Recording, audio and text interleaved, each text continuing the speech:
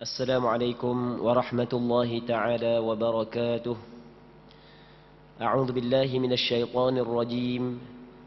بسم الله الرحمن الرحيم. الحمد لله رب العالمين، والصلاة والسلام على أشرف الأنبياء والمرسلين سيدنا محمد وعلى آله وصحبه أجمعين. اللهم رب اشرح لي صدري ويسر لي أمري واحلل عقدة من لساني يفقه قولي، ولا حول ولا قوة إلا بالله العلي العظيم. اللهم انفعنا بما علمتنا وعلمنا ما ينفعنا وعلمنا ما جهلنا وذكرنا ما نسينا. اللهم يسر ولا تعسر، رب تمم بالخير. اللهم افتح علينا فتوح العارفين، وفقنا توفيق الصالحين. اللهم لا سهل إلا ما جعلته سهلا وأنت تجعل الحزن إذا شئت سهلا. InsyaAllah kita sambung balik pengajian kitab Bulughul Maram yang membincangkan tentang hadis-hadis yang berkait dengan hukum hakam yang dikarang oleh Al-Imam Al-Hafidh Ibnu Hajar Al-Asqalani rahimahullahu subhanahu wa ta'ala, wa nafa'anallahu bi'ulumihi fid darain amin. Kita hadis yang ke-500 daripada kitab Bulughul Maram, iaitu bab salatil khauf, bab pada membincangkan tentang sembahyang di dalam ketakutan. Muslimin muslimat yang dirahmati oleh Allah Subhanahu wa ta'ala, yang dimaksud dengan sembahyang ketika takut adalah sembahyang di dalam peperangan.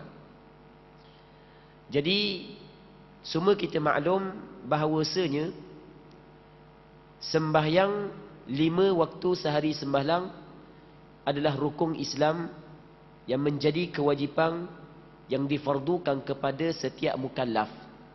Setiap mukallaf, orang Islam yang berakal, yang baligh, yang tidak ada haid dan nifas, wajib dia kena mengerjakan sembahyang fardu 5 waktu sehari semalam. Cuma dalam beberapa keadaan, dalam keadaan-keadaan tertentu, ada kelonggaran yang diberikan oleh syarak bagi kita dalam mengerjakan sembahyang. Antaranya adalah ketika kita bermusafir, yang mana antara kelonggaran yang diberi oleh syarak bagi orang yang bermusafir dalam mengerjakan kewajipan sembahyang adalah sembahyang yang 4 rakaat boleh dibuat 2 rakaat, ataupun dalam istilah fiqh dinamakan sebagai qasrus salah. Asal setiap sembahyang ada waktunya yang tertentu, tetapi diberi kelonggaran kepada orang yang bermusafir dengan melakukan 2 sembahyang di dalam satu waktu, yang dinamakan sebagai jam'u as-salatain, menggabungkan 2 sembahyang. Begitu juga bagi orang yang sakit, yang pada asalnya adalah sembahyang ada syarat-syarat dia. Syarat-syarat sah sembahyang antaranya adalah mengambil wudu. Bagi orang yang sakit yang tidak mampu untuk berwudu menggunakan air, maka kelonggaran kepadanya adalah dengan dia bertayamum. Ada beberapa rukun sembahyang yang tidak boleh dilakukan dengan biasa, maka apa yang dituntut kepada orang sakit tersebut adalah melakukan rukun-rukun sembahyang tersebut sekadar kemampuannya. Begitu juga dalam keadaan tertentu ada beberapa perkara yang diwajibkan, rukun-rukun sembahyang, syarat-syarat sembahyang yang pada asalnya diwajibkan kepada orang yang tak ada masalah, tapi diberi kelonggaran kepada orang yang tertentu. Antaranya adalah sembahyang ketika di dalam ketakutan, yang pada asalnya sembahyang dalam ketakutan ini ia merujuk kepada sembahyang dalam peperangan. Nabi SAW setelah berhijrah ke negeri Madinah, ada beberapa peperangan yang Nabi SAW menyertai, dan ada beberapa peperangan yang disertai oleh sahabat-sahabat Nabi SAW bersama dengan Rasulullah SAW. Dalam peperangan, cuba kita maklum bahawasanya dalam peperangan kita menggadai nyawa. Ketika dalam kita menggadai nyawa sekalipun, tetap kewajipan sembahyang diwajibkan kepada kita. Cuma ada beberapa kelonggaran yang diberikan kepada orang yang berada dalam peperangan. Ada beberapa kelonggaran yang berkait dengan syarat sembahyang, yang berkait dengan rukun sembahyang, yang diberi kelonggaran kepada orang yang sedang ataupun berada dalam peperangan. Apa yang disebut oleh ulama fiqh, bahawasanya sembahyang ketika takut ni bukan hanya khusus untuk peperangan. Bukan setiap yang berkait dengan ketakutan dia mengambil hukum yang sama. Tengah-tengah sembahyang tengok rimba lagi dulu. Dimaafkan pergerakan yang banyak. Dimaafkan dada lagi daripada kiblat sebagai contoh. Tengah-tengah sembahyang masjid terbakar, nasallallahu salamata wal afiyah. Rumah terbakar, nasallallahu salamata wal afiyah. Takkan nak selesai sembahyang lagi dulu, mana kira pun. Adakah batas sembahyang? Tidak. Walaupun berlaku pergerakan yang banyak, walaupun lagi daripada kiblat. Kerana diberi kelonggaran oleh syarak untuk golongan tersebut. Ini yang kita nak bincang berkait dengan sembahyang al-khauf, sembahyang ketika dalam keadaan takut. Kata Imam Ibn Hajar Al-Asqalani, an Salih ibn Khawwat amman salla ma'a Rasulillah sallallahu alaihi wasallam yawm dhati ar-riqa' salat al-khawf anna ta'ifatan min ashabihi sallallahu alaihi wasallam صفت معه وطائفة وجاه العدو فصلى بالذين معه ركعة ثم ثبت قائما وأتموا لأنفسهم ثم انصرفوا فصفوا وجاه العدو وجاءت الطائفة الأخرى فصلى بهم الركعة التي بقيت ثم ثبت جالسا وأتموا لأنفسهم ثم سلم بهم متفق عليه وهذا لفظ مسلم ووقع في المعرفة لابن منده عن صالح بن خوات عن أبيه. Maksudnya disebutkan daripada Salih bin Khawat radhiyallahu taala an, daripada seorang yang pernah melakukan salat khauf bersama Nabi sallallahu alaihi wasallam di dalam peperangan yang dikenali sebagai peperangan Zatul Riqa'. Jadi ada seorang sahabat yang dikenali sebagai Salih bin Khawat, yang mana dia termasuk di kalangan sahabat Rasulullah yang menyertai bersama dengan Rasulullah dalam peperangan yang dinamakan sebagai Zatul Riqa'. Baik. Yang mana dalam peperangan ini segolongan pasukan kaum muslimin membentuk saf di belakang baginda sallallahu alaihi wasallam, sementara segolongan yang lain menghadapi musuh. Lalu baginda salat satu rakaat bersama dengan golongan yang membentuk saf di belakangnya. Kemudian baginda sallallahu alaihi wasallam tetap berdiri, sedangkan golongan yang tadi bersamanya menyempurnakan salatnya masing-masing. Lalu salam dan membentuk barisan menghadapi musuh. Sesudah itu datanglah golongan yang lain. Nabi sallallahu alaihi wasallam meneruskan salatnya bersama dengan mereka. Lalu Nabi sallallahu alaihi wasallam tetap duduk, sedangkan mereka menyempurnakan salatnya masing-masing. Sesudah itu Nabi sallallahu alaihi wasallam melakukan salam bersama dengan mereka. Muttafaqun alaih. Teks ini adalah menurut riwayat Imam Muslim. Muslimin muslimat yang dirahmati oleh Allah Subhanahu wa taala. Dalam peperangan yang dikenali sebagai peperangan Zatul Riqa', Nabi sallallahu alaihi wasallam tetap mengerjakan sembahyang. Kerana sembahyang dalam apa jua keadaan sekalipun adalah diwajibkan kepada mukallaf. Dalam apa jua keadaan. Sehingga kan dalam peperangan. Bukan kesibukan bekerja. Kadang-kadang ada sebahagian daripada masyarakat Islam di tempat kita, kerana kesibukan bekerja sehingga tidak sembahyang. Inna lillahi wa inna ilaihi raji'un. Satu musibah. Bukan kerana kesibukan bekerja, ni dalam peperangan. Yang mana peperangan adalah suatu perkara yang orang yang berada dalam peperangan tersebut mempertaruhkan nyawa dia. Bukan kerana pekerjaan, mempertaruhkan nyawa. Tapi tetap Nabi sallallahu alaihi wasallam menjaga sembahyang. Yang mana dalam peperangan Zatul Riqa' bukan setakat Rasulullah jaga sembahyang, bukan Rasulullah jaga sembahyang secara berjamaah. Sebab itulah berjamaah adalah perkara yang cukup-cukup penting. Dalam peperangan sekalipun Nabi sallallahu alaihi wasallam tetap jaga sembahyang berjemaah. Ni kita sibuk sikit tak boleh dah nak sembahyang berjemaah Allah. Tengok Nabi SAW dalam peperangan berhadapan dengan musuh, masih lagi jaga sembahyang berjemaah. Padahal nak sembahyang seorang-seorang boleh belaka, tak ada masalah dah. Tapi masih lagi mengambil berat tentang berjemaah di dalam sembahyang, kerana pertolongan Allah bersama dengan jamaah. Muslimin muslimat yang dirahmati oleh Allah Subhanahu wa taala. Ketika ni musuh berada selain daripada pihak kiblat. Kita ada pihak kiblat, kita pihak kiblat, pihak depan lah, pihak belakang, kanan, kiri. Musuh ni bukan berada pada pihak kiblat. Nampak dah musuh jauh. Dulu kan perang dengan kuda, naik kuda, jalan kaki, ada hak naik unta, lepas tu ada hak yang pegang anak panah, ada hak yang pegang pedang apa semua sekali dulu. Tak sama dengan perang zaman ni. Nanti kita cerita hak yang zaman ni pula. Ni hak kira zaman dulu-dulu. Kira-kira hak zaman dulu. Jadi musuh bukan berada pada pihak kiblat. Musuh nampak dah jauh. Tapi waktu semayang masuk dah. Maka tetap kena semayang dulu. Takut kalau semayang macam biasa, takut masa sujud saat ni tu musuh mari menyerang hendap, jeng. Maka kena buat cara untuk menjaga maslahah peperangan, tapi dalam masa yang sama dapat melaksanakan tanggungjawab kita sebagai hamba Allah, iaitu sembahyang, dan dapat melaksanakan sembahyang tersebut secara berjamaah. Maka bagaimana cara Rasul menyusun saf? Rasul buat dua kumpulan. Satu kumpulan berhadap kepada musuh. Satu kumpulan sembahyang di belakang Nabi sallallahu alaihi wasallam. Okey, kita buat contoh dalam masjid inilah. Tok Imam duduk sini. Satu kumpulan berada di belakang Tok Imam. Hak satu kumpulan lagi hadap ke musuh. Kalau musuh balik naik tu, hadap ke sana. Hak ni sembahyang.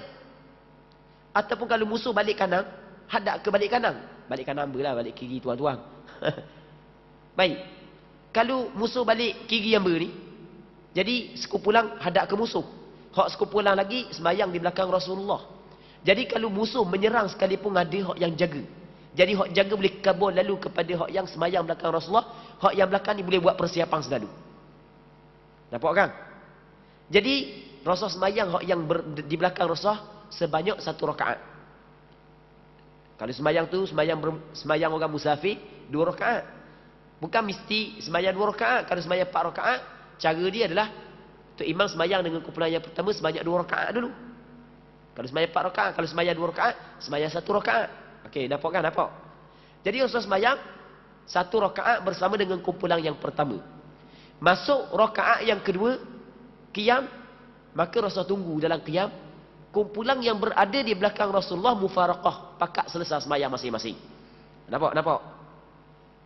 Dia rakaat, Rasul duduk berdiri. Lepas tu hak yang belakang Rasulullah pakat selesai sembahyang. Rakaat lepas rakaat iktidah, lepas tu bagi salam. Selesai bagi salam, dema ni gi gati tempat hak yang nunggu tadi. Orang hak yang nunggu mari pula belakang Rasulullah sallallahu alaihi wasallam. Jadi kalau kita perhati molek cerita ni, Allah Rabbi, begitu Rasulullah mengambil berat tentang sembahyang berjamaah. Tengok, begitu ambil berat tentang sembahyang jemaah. Dan begitu mengambil berat tentang soal pemimpin. Pemimpin mesti seorang. Padahal kalau kita kata latih 2-3 orang tak apa jadi tok imam. Mu buat jemaah suku, aku buat jemaah suku, pakak buat jemaah suku belaka. Tapi tidak. Hak yang diajak dia Rasul bukan begitu. Tapi bukanlah apakah haram kalau kita buat banyak jemaah sekalipun. Buat sembahyang seorang diri sekalipun bukanlah haram. Sebab menurut mazhab Imam Syafi'i, sebagaimana hak yang kita cerita sebelum daripada ni, sembahyang berjemaah adalah sunnah muakkadah ataupun fardu kifayah. Jadi, muslimin-muslimat yang dirahmati oleh Allah Subhanahu wa taala, Rasul duduk tunggu pada qiyam rakaat yang kedua. Hak yang duduk belakang Rasulullah, rakaat, iktidah, sujud, selesai. Maka mari hak yang kumpulan, hak yang jaga tadi, hak duduk belakang Rasulullah pergi jaga pula, mari sembahyang di belakang Rasulullah. Apabila sembahyang di belakang Rasulullah, Rasul pun rakaat, dia pun rakaat bersama dengan Rasulullah. Rasul iktidah, dia iktidah bersama dengan Rasulullah. Apabila Rasulullah sallallahu alaihi wasallam duduk tahiyat, mereka pun bangun. Bangun menambah rakaat yang kedua. Rasul tunggu dalam tahiyat. Lepas tu nanti mereka selesai rakaat yang kedua, turun tahiyat bersama dengan Rasulullah, dan Rasulullah lalu memberi salam bersama dengan mereka. Tengok, sampai tahap tu jaganya sembahyang berjemaah.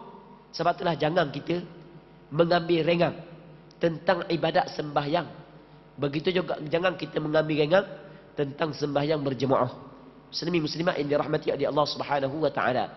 Kita berdoa agar Allah Subhanahu wa taala memberi kekuatan kepada kita untuk menjaga sembahyang secara berjamaah. Andai kata di negara kita berlaku pula PKP sekali lagi sebagai contoh. Tak boleh dah nak mari sembahyang jemaah di surau di masjid. Kan semakin tinggi lah ni kan. Maka kalau kita duduk di rumah sekali pun, tetap kita kena jaga sembahyang berjemaah bersama dengan keluarga kita. Biar jadi itu imam rumah. Biar kita dengan bini kita pandai, bini kita pun baca Quran. Tapi kita kena jadi itu imam. Jadi kita sembahyang berjemaah dengan anak kita, dengan bini-bini kita. Bagi bini-bini tu hak ramai lah, hak seorang lah. Jadi sembahyang maksudnya sembahyang dengan keluarga masing-masing. Jangan tinggal sembahyang berjemaah. Muslimin muslimat yang dirahmati oleh Allah Subhanahu wa taala. Jadi kita berdoa kepada Allah di samping kita berusaha untuk jaga sembahyang berjemaah, kita berdoa kepada Allah agar Allah Taala memberi kekuatan kepada kita. Sebab ni adalah dengan taufik daripada Allah. Kalau tidak ada taufik daripada Allah, tidak mampu kita. Kita berdoa agar Allah Taala beri kekuatan kepada kita agar kita mampu untuk menjaga sembahyang berjemaah. Muslimin muslimat yang dirahmati oleh Allah Subhanahu wa taala.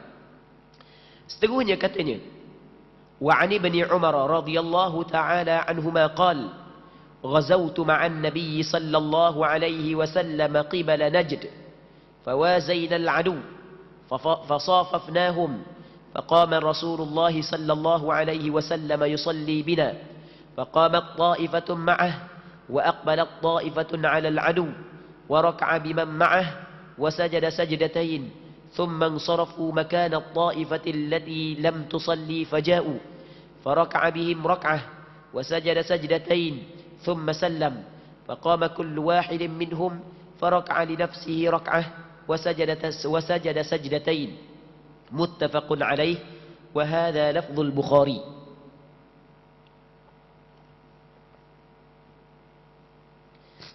Daripada Abdullah bin Umar bin Al-Khattab radhiyallahu taala anhu katanya, aku berperang bersama dengan Nabi sallallahu alaihi wasallam ke arah Najd.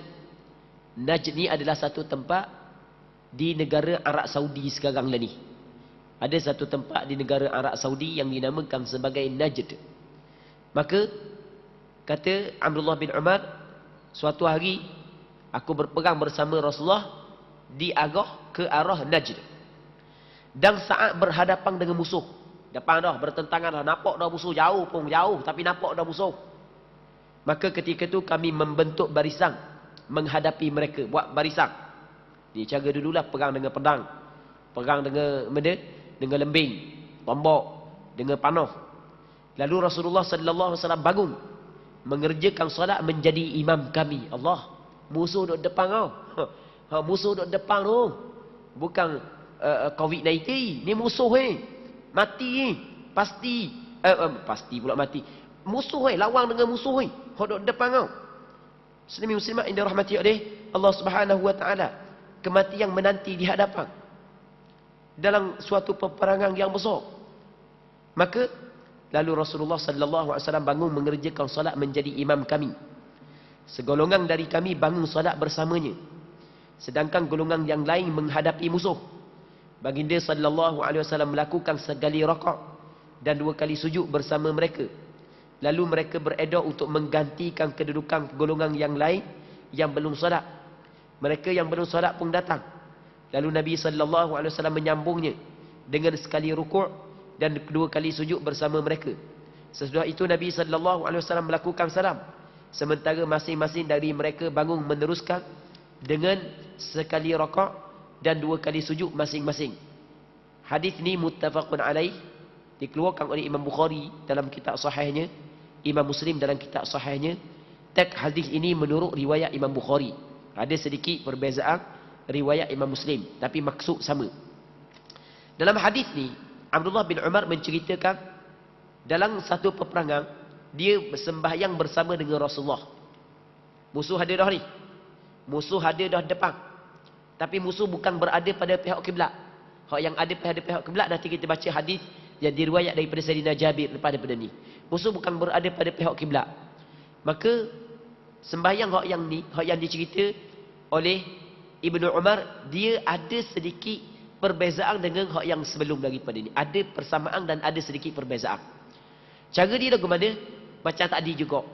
Rasul bagi kepada dua kumpulan. Kumpulan hadap kepada musuh. Satu kumpulan lagi buat soft di belakang Rasulullah. Macam kita cerita tadi lah. Okey, ni Tok Imam. Ni satu kumpulan berada di belakang Tok Imam. Manakala sekumpulan lagi hadap kepada musuh. Buat soft hadap kepada musuh. Maka Rasul sembahyang dengan kumpulan yang pertama. Masuk je rakaat kedua. Kumpulan yang kedua tadi, dia dak bagi salam lalu. Dia dak dang selesai sembahyang, dia pergi ke sana. Dan selesai sembahyang, dia pergi ke sana. Jadi ditinggal satu rakaat lagi. Dan apa ke pusing daripada kiblat? Tak ada masalah, dimaafkan dalam masalah ni. Hak nu mari sini. Jadi mari dia pun sembahyang pula bersama dengan Rasul rakaat yang kedua. Lepas daripada tu masuk rakaat yang kedua, kumpulan hak yang kedua saat ni, Rasul cukup dah 2 rakaat. Dia baru 1 rakaat. Rasul cukup dah 2 rakaat. Rasul bagi salam dulu, Rasul nak nanti dah. Hak tadi Rasul nanti dulu. Hak ni Rasul dak nanti dah. Rasul bagi salam dulu. Manakala kumpulan yang kedua dia selesai sembahyang dia. Lepas daripada tu, kumpulan tu pun selesai sembahyang dia. Masing-masing selesai sembahyang dia. Hak tadi Rasulullah tunggu bagi salam bersama dengan mereka. Okey, situ je perbezaan. Cuma hak cara yang kedua, kaifiat yang kedua, banyak sikit pergerakan. Dia yang lebih comel adalah kaifiat yang pertama. Hak tu lebih comel lagi berbanding dengan kaifiat yang kedua. Sama ada menggunakan kaifiat yang pertama ataupun menggunakan kaifiat yang kedua, boleh belaka, kerana dua-dua kaifiat ini pernah dilakukan oleh Nabi sallallahu alaihi wasallam. Okey, kita tengok hak yang ketiga pula.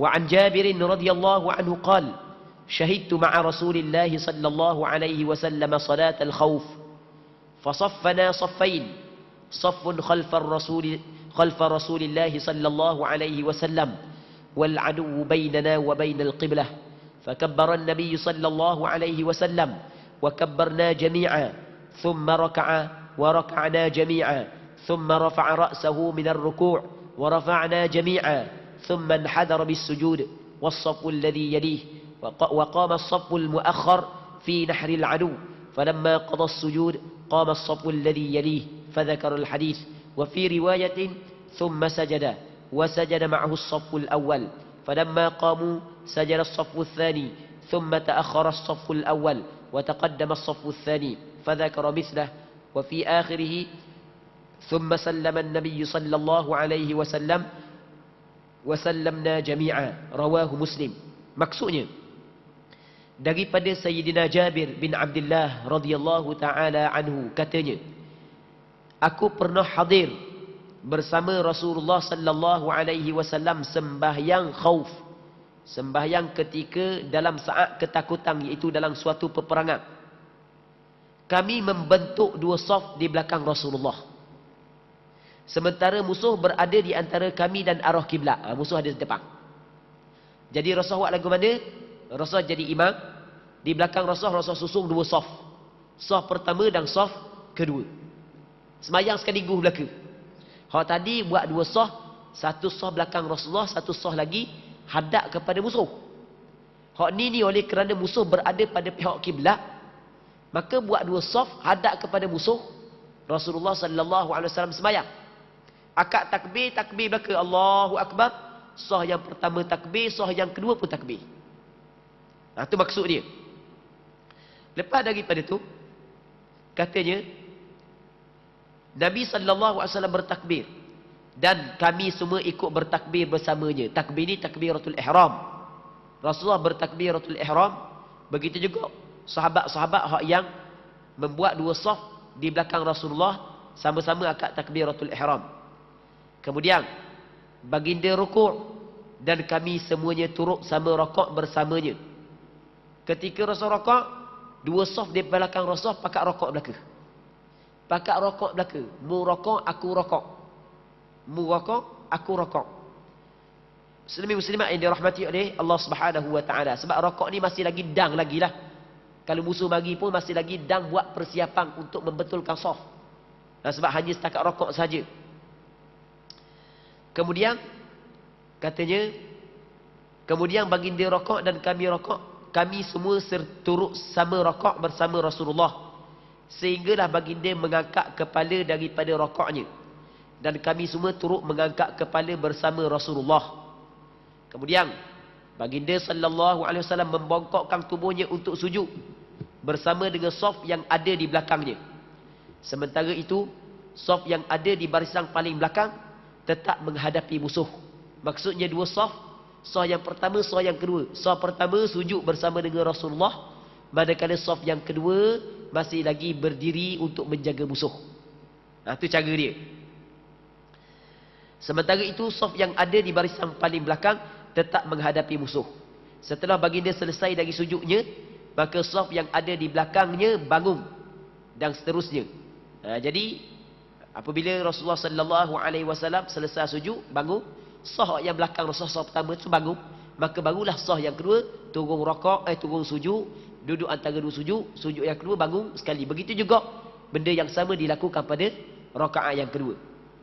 Dalam riwayat lain disebutkan, kemudian baginda sallallahu alaihi wasallam sujud dan ikut sujud bersama baginda saf yang pertama.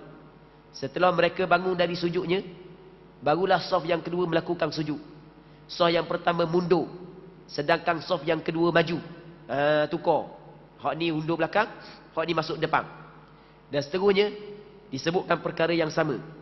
Namun di penghujungnya disebutkan, kemudian Nabi sallallahu alaihi wasallam melakukan salam dan kami semua ikut melakukan salam pula. Salam semua pakat buat belaka, buat sekaligus. Muslimin muslimat yang dirahmati oleh Allah Subhanahu wa taala.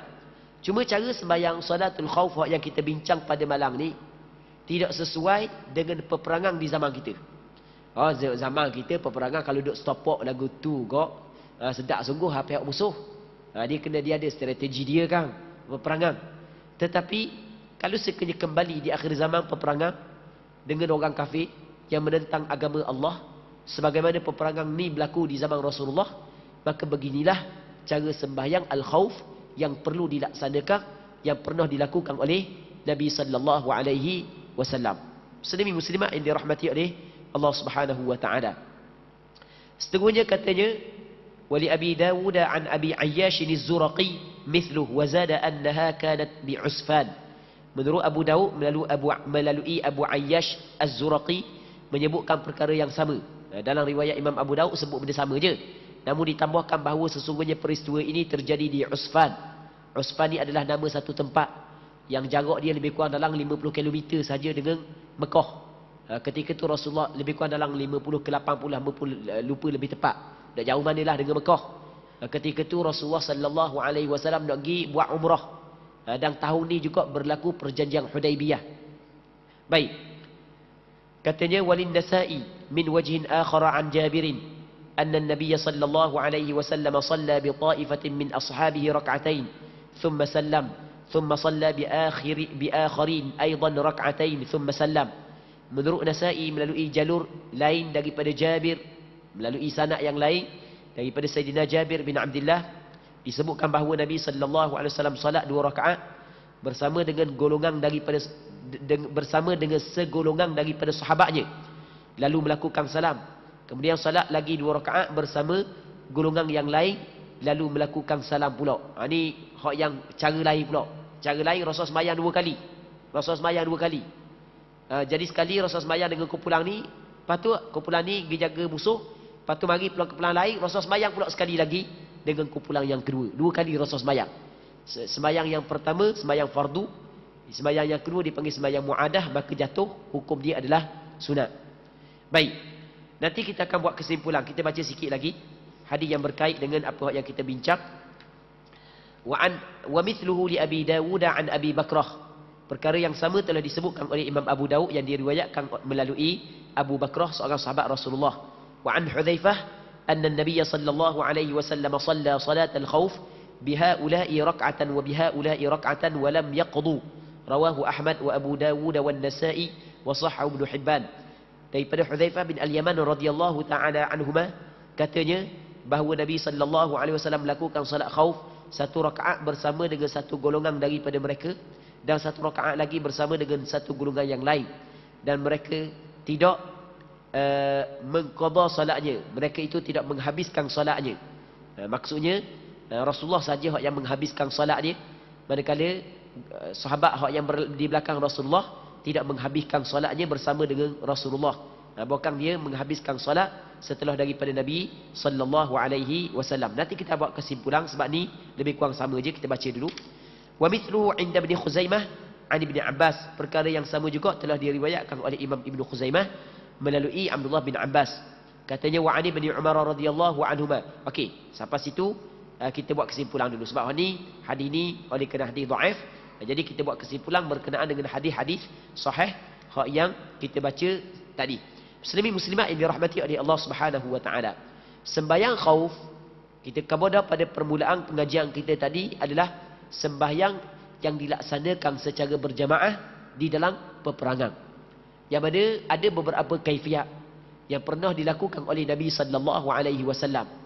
Al-Hafiz Ibnu Hajar di dalam kitab Bulughul Maram, dia tidak menyebut ke semua kaifiat tersebut, hanya dia menyebut beberapa kaifiat sahaja. Antaranya adalah musuh tidak berada pada pihak kiblat, musuh berada pada pihak yang lain. Maka cara Rasulullah sallallahu alaihi wasallam sembahyang adalah Rasul buat dua saf. Saf yang pertama di belakang Rasulullah, sembahyang bersama dengan Rasulullah, manakala satu saf yang lain menjaga musuh. Ketika Rasul sembahyang satu rakaat, masuk rakaat yang kedua. Kalau sembahyang dua rakaat, kalau sembahyang 4 rakaat, buat 2 rakaat, masuk rakaat yang ketiga. Maka saf yang berada di belakang imam hendaklah menyempurnakan sembahyangnya. Manakala imam menanti dalam qiyam, lepas daripada saf di belakang imam selesai dah sembahyang, dia pun pergi tukar, ambil alih tempat orang jaga mari duduk belakang tu imam.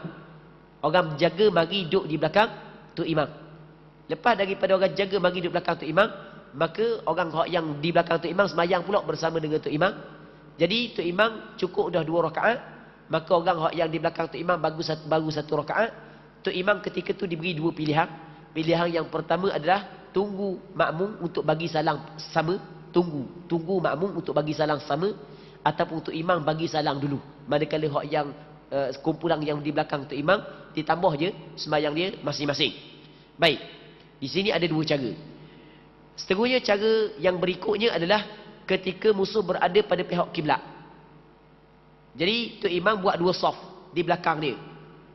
Nanti masa takbiratul ihram semua akad sama dengan tu imam takbiratul ihram. Masa rakaat semua rakaat sama, masa sujud je berbeza. Sujud satu saf je sujud bersama dengan imam.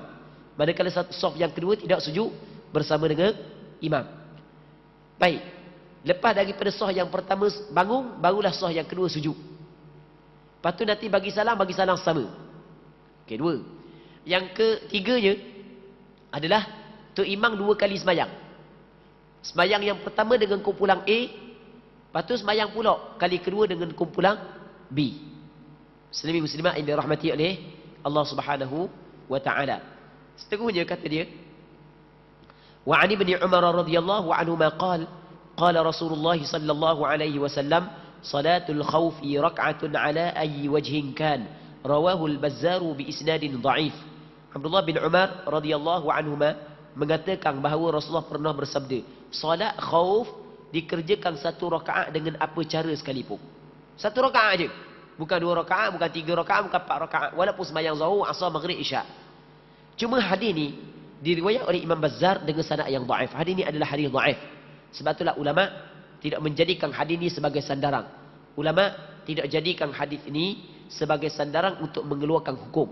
Jadi sebab itulah tak ada pun ulama kata sembahyang khauf 1 rakaat.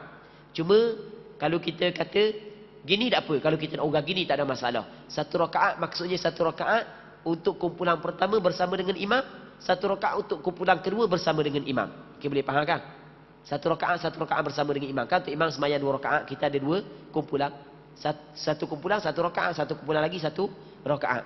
Tapi pada hakikatnya 2 rakaat belaka kalau sembahyang 2 rakaat. Sebab hak kumpulan 1 rakaat bersama dengan imam sekalipun, dia akan sudah 1 rakaat lagi masing-masing. Okey. Itu maksud dia. Seterusnya wa anhu marfu'an laysa fi salatil khawfi sahwu. Akhrajahu ad-Daraqutni bi isnadin dha'if. Dan telah diriwayatkan melalui Abdullah bin Umar bin Al-Khattab radhiyallahu taala anhuma secara marfu'. Maksudnya ia adalah perkataan Rasulullah, dalam salat khauf tidak ada sujud sahwi. Jadi kalau ada salah hamda dalam salat khauf tidak disunatkan sujud sahwi.